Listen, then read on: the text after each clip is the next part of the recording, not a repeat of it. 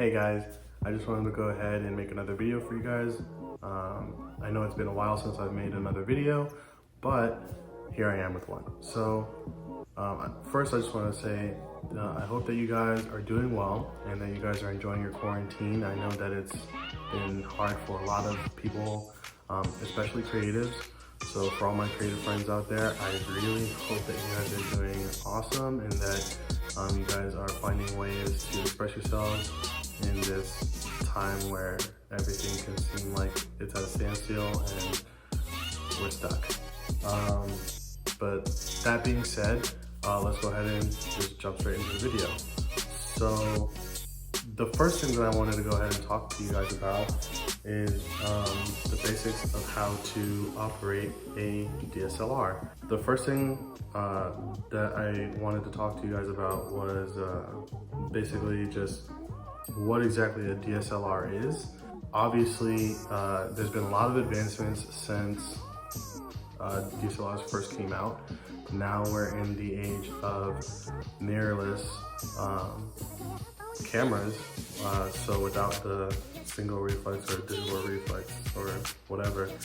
But right now, here, let me show you guys. So when you have a DSLR stands for digital single lens reflex, which is like basically you have this little mirror here in the prism. There's like a prism right here, and the mirror flips up, exposes the sensor takes in light, gets the image, flips back down, and sends it to, and then while it's on there, processes the image. And what you see here is that little reflected image. So that's how you're able to look through it and see. What helps focus that image is the lens. These are the eyes. This is the eye. You go ahead, you just put that right on here, twist it, and then now it's on here. And then you have the whole setup. And it's fairly simple to use. So here you have the grip. You just go ahead and put your hand on it. Right here is the viewfinder. You just look through here, and then you're able to see your image, compose it however you really want to, and get a good picture. Also, you have your little shutter button, right? That's what you use to press the picture, or you press the button and then it flips the lens up and then makes a little noise. If it turns on, you'll hear it. It'll go click, click, right? And then so you take a picture. A lot of these lenses and cameras come with autofocus, but if you didn't have autofocus, you would use this little ring here to focus the lens, find a clear picture, and once you find a clear picture, then you'll be able to go ahead and press that little button and take the picture that you want to take. Here, you can't really see it because it's closed right now, but if I was to press this little button, that is the pop-up flash. I don't necessarily use this for myself when I'm taking pictures. I like to use an off-camera flash or like an on-camera flash, like that I put here on this little spot. And this little spot right here is called the hot shoe. So basically I just put a flash, slide it in here, and it's called hot because it provides power from the camera to make the flash work. So it's hot. If it was cold, then it would just be a cold shoe. You just put it on there and then it does nothing. And here you have your mode dial. So you just turn that and then you can switch to different modes to use with your camera. For beginners, I would suggest keeping it on that little A right there, but if you're more skilled, then you can switch to all the other different modes on there and play around with your camera. Some cameras will have like an LCD screen right here.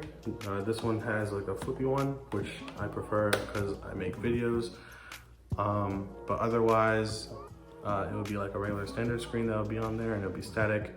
And that would be what you would use to look at your image when you take it. Then you have this little dial right here. This is an aperture ring. This can open and close the aperture of the lens to make it either wide open or closed. And if you don't know what I'm saying, that's fine. I'll probably end up making more videos explaining what I'm talking about, but I'm just giving you the rundown about what's on the camera. And so when you have a aperture ring, it opens up the lens. So if you think about it like eyes, like here my eyes are open wide, I can see lots of light. And if I close down the aperture, or like close my eyes, I can't really see that much, right? So that's kind of how that works. It also kind of works with getting more things in focus. So if you want to have that super cool blurry background effect on your photos, you would, you know, open up the aperture. And if you wanted to have super sharp photos, then you would, and you wanted things to always be in focus, then you would close down the aperture. Just realize that after a certain point, closing down the aperture doesn't have much of an effect on the clarity of your photo. So it's really up to your personal preference, I guess is what I would say.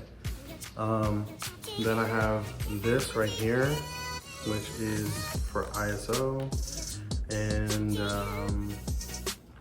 yeah, that's pretty much it. And then the rest of these buttons, Q would be to go to my settings or my menu and fool around with that. Then I have the picture button right here to go ahead and review my images. The trash can is exactly what you think it is. It's basically a trash can. And then I have this little lever. Not all cameras will have it. Some cameras will just really just have a button, but mine has a little lever. So if I switch the lever and put it down, it's in video. If I put it up, it's gonna be in picture. And I can start and stop it with that button.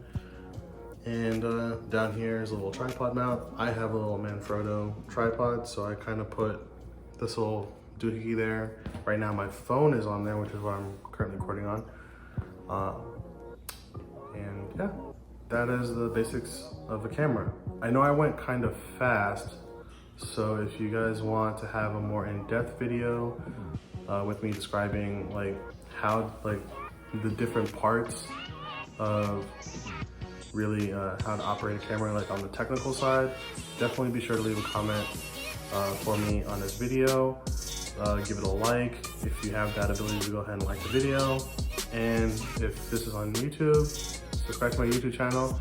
And if it's on IGTV, follow my channel, follow my Instagram. I'll have it linked, and I'll also put it at the end of this video. And thank you guys for tuning in, and until the next video, peace.